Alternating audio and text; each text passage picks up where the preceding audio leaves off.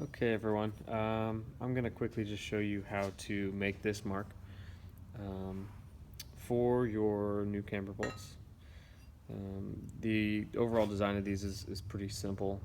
It's just an eccentric that is on each end of the bolt, and it guides the bolt back and forth so that you can move the lower control arm. And this one that I sell is just more offset than the stock ones. So if you can see here, I'll just put this in real quick. Is that with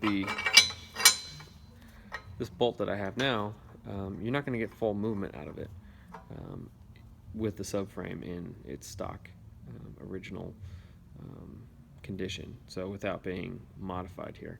So this is all the way out, and then when you twist it the other way, this is all the way in.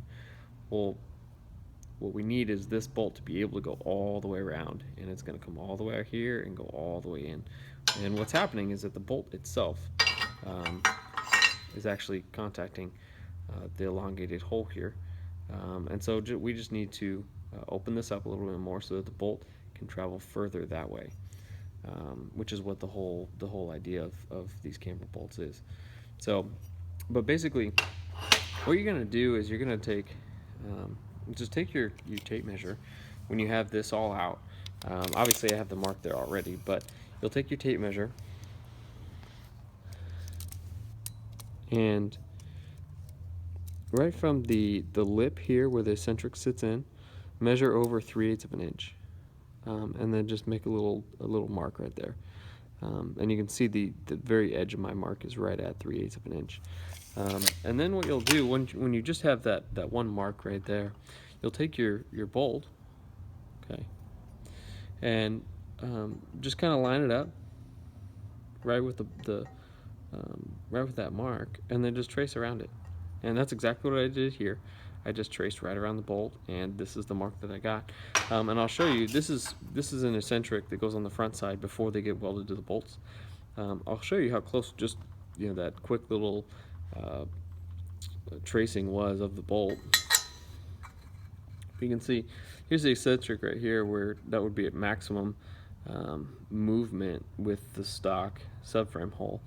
But what we need is, as the eccentric moves over, you can see right there, that's where its maximum inward movement would be. That's where we need to open it up so that the bolt can be in that place where the aluminum currently is. And then that way the bolt can be pulled further inside towards the engine. And with that, obviously, the lower control arm.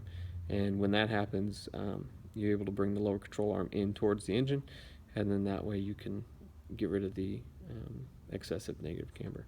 So that's how I make that quick little mark. The backside's a little easier because there is an eccentric, so you can kind of put it up and trace it around, and it'll be pretty close. But next thing you're going to want to do is take your burr grinder and cut that away, and just do it slowly. And you can test it. Put your bolt in, and when you get it to the point of being able to twist all the way around, that's when you're going to have enough clearance.